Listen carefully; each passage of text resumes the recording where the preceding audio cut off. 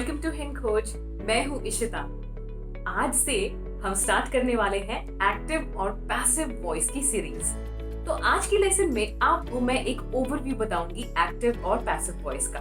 हम समझेंगे कि कब और कहाँ एक्टिव का यूज किया जाता है और कब हम पैसिव का यूज करते हैं। बहुत से लोगों को ये कंफ्यूजन होती है कि एक्टिव और पैसिव वॉइस में तो सेम चीजें बताते हैं हम, पर आज आप इसका डिफरेंस देखेंगे। आइए स्टार्ट करते हैं कुछ सेंटेंसेस से। यहाँ दिए गए कुछ सेंटेंसेस पे गौर करिएगा। सबसे पहला सेंटेंस देखिए, I will close the gate at 9 PM। मैं गेट 9 बजे बंद कर दूंगी। तो यहाँ पे मैंने क्या बताया आपको? अपने बारे में बताया है, मैं गेट बंद कर दूंगी। अब अगले सेंटेंस को देखिए, the gate will be closed at 9 PM। Second sentence में मैंने बताना चाहा है आपको कि गेट 9 बजे बंद हो जाएगी। तो इंफॉर्मेशन थोड़ा सा चेंज हो गया है। हालांकि दोनों ही केसेस में गेट 9 बजे बंद हो रही है, पर पहले सेंटेंस को मैंने यूज किया है तब जब मुझे बताना था कि गेट मैं बंद करूंगी। पर सेकेंड सेंटेंस मैंने आपको बताने के लिए कहा ताकि आपको जानकारी मिल जाए कि गेट बंद हो जाएगी। अब ऐसे ही नेक्स्ट पेयर देखिए, the cameras are watching you. Bigg Boss आपने देखा होगा, बिग बॉस में लोग बातें करते हैं, कैमराज हमें देख रहे हैं, ध्यान से बात करो, कुछ ऐसा ना बोलना जो किसी को बुरा लग जाए। So the cameras are watching you. आप पर कोई निगरानी रख रहा है और वो है कैमरा। तो कैमरा आपको देख रहा है। यहाँ मेरा उद्देश्य है सेंटेंस में बताना कि कैमराज आपको देख रहे हैं। पर सेकेंड सेंटेंस देखिए, you are being watched. Second sentence का मैंने तब प्रयोग किया जब मुझे आपको सिर्फ ये बताना है कि कोई आप पर निगरानी रख रहा है। You are being watched.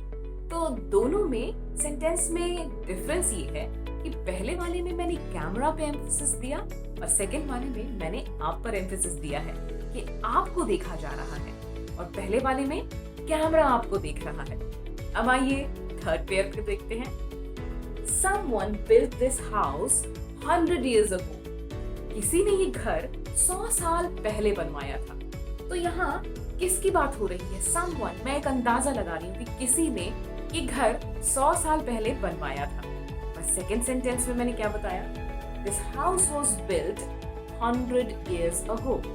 उस घर के बारे में मैंने बताया है कि ये घर 100 साल पहले बनाया गया था। और पहले में मैंने बताया someone built this house, किसी ने ये घर। तो someone पे ज्यादा एम्फेसिस है और यहाँ पर हाउस पर ज्यादा एम्फेसिस है। ऐसे ही आइए देखते हैं और क्या बातें हैं जो हमें जानना जरूरी है एक्टिव और पैसिव वॉइस में। आपने कभी कुछ सेंटेंसेस देखे, अब आपको इंफॉर्मेशन कैसे देना है ये पता है, बट कब किस इंफॉर्मेशन का यूज करना है। तो मैं आपको बता दूं, अभी जितने भी सेंटेंसेस आपने देखे और सब पेयर में थे, तो 3 पेयर्स थे हमारे पास। जो पहला सेंटेंस था वो एक्टिव वॉइस था और जो सेकंड सेंटेंस था वो था पैसिव वॉइस। कैसे हम उसमें डिफरेंशिएट करेंगे आइए देखते हैं। जब भी आपको सब्जेक्ट के बारे में एम्फसाइज करते हुए बताना हो, देखिए किसी भी सेंटेंस में सब्जेक्ट, वर्ब और ऑब्जेक्ट होता है और हम कहते हैं उसे एक कंप्लीट सेंटेंस। तो सब्जेक्ट होता है कर्ता, और कर्ता हम किसे कहते हैं? वाक्य में जो कार्य कर रहा हो या फिर वाक्य में जिसके बारे में बात की जाए उसे हम कर्ता कहते हैं, यानी इंग्लिश में उसे हम सब्जेक्ट कहते हैं। जिसके बारे में सेंटेंस में बात की जा रही है या फिर जो सेंटेंस में कार्य कर रहा है। और ऑब्जेक्ट क्या है? ऑब्जेक्ट सेंटेंस के रेस्ट ऑफ द पार्ट को कहते हैं। जी नहीं, ये हमने बचपन में पढ़ा था। ऑब्जेक्ट कहते हैं rest of the part of the sentence apart from the verb and the subject, but this is not correct. आप उसे ऑब्जेक्ट बताते हैं जिससे वर्ब रिलेटेड होगा। फॉर एग्जाम्पल, मैंने पहले आपको क्या सेंटेंस बताया था? गेट के क्लोज होने की बात कही। तो I will close the gate at 9 PM।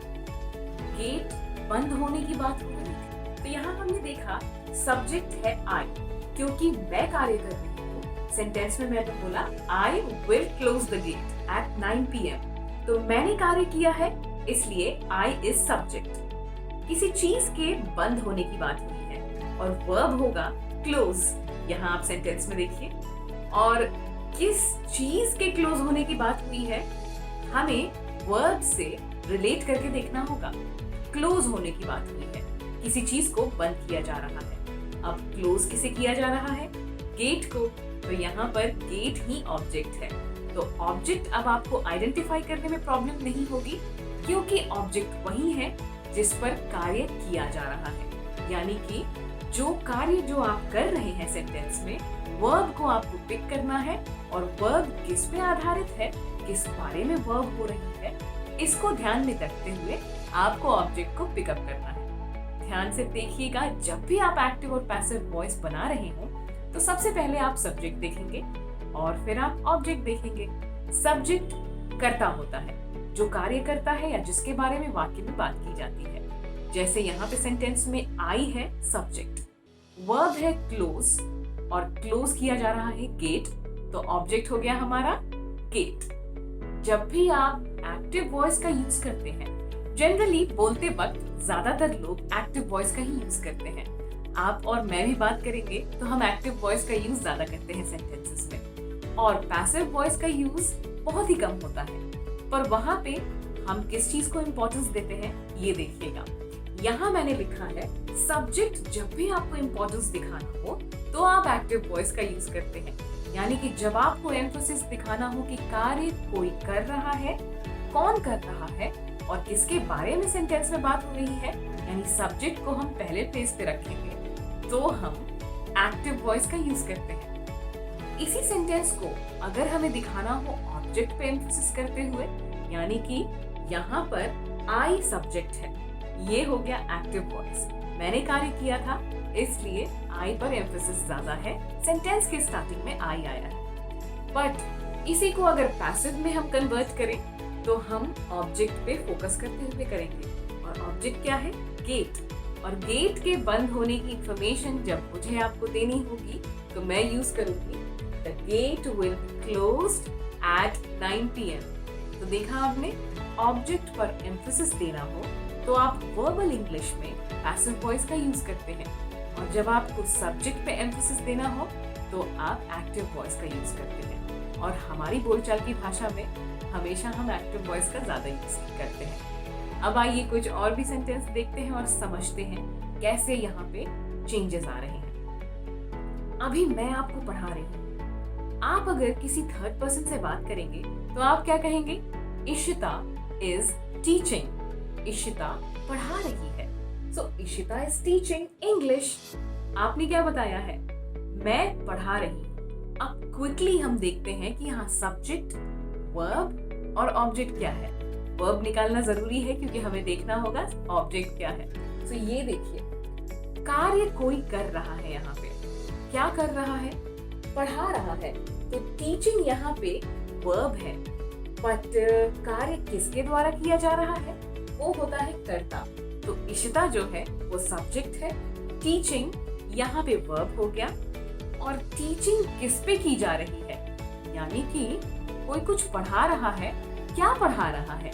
वो इंग्लिश पढ़ा रहा है। तो इंग्लिश जो है ये एक ऑब्जेक्ट हो गया। अब आप समझ गए सब्जेक्ट, वर्ब और ऑब्जेक्ट कैसे आइडेंटिफाई करना है।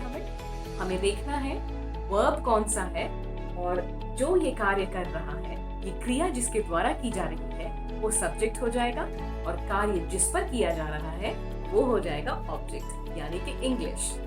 अब इसे जब भी हमें चेंज करना होगा तो याद रखिए यहाँ पे सब्जेक्ट फोकस्ड है, यानी इशिता इज टीचिंग इंग्लिश एक एक्टिव वॉइस का सेंटेंस है। और जैसे जब भी हम चेंज करेंगे पैसिव वॉइस में तो हमें यहाँ पर ऑब्जेक्ट फोकस बनाना होगा।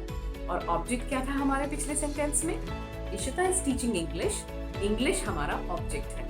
अब यहाँ देखिए नेक्स्ट सेंटेंस में मैंने क्या लिखा है? English is being taught by Ishita. यहाँ पे इंग्लिश इशिता द्वारा पढ़ाया जा रहा है, ये बताया गया है। अब आपसे अगर मैंने पूछा इशिता क्या कर रही है, आप बोलेंगे इशिता इज टीचिंग। बट जब मैं आपसे पूछूंगी क्या पढ़ाया जा रहा है वहां पर, तो आप बोलेंगे वहां पर इंग्लिश पढ़ाया जा रहा है। तो ध्यान दीजिएगा कि आपसे क्या पूछा गया है या आपको क्या जानकारी देनी है, इसी हिसाब से आप एक्टिव और पैसिव वॉइस का यूज करते हैं।